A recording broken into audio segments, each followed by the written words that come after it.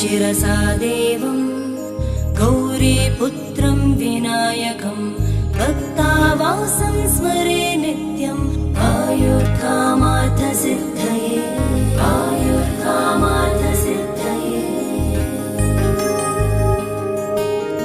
प्रथमं वक्रतुण्डं च एकदन्तं द्वितीयकं तृतीयं कृष्णपिङ्गाक्षं गजवक्त्रं चतुर्थकम् आयुर्कामार्थसिद्धये।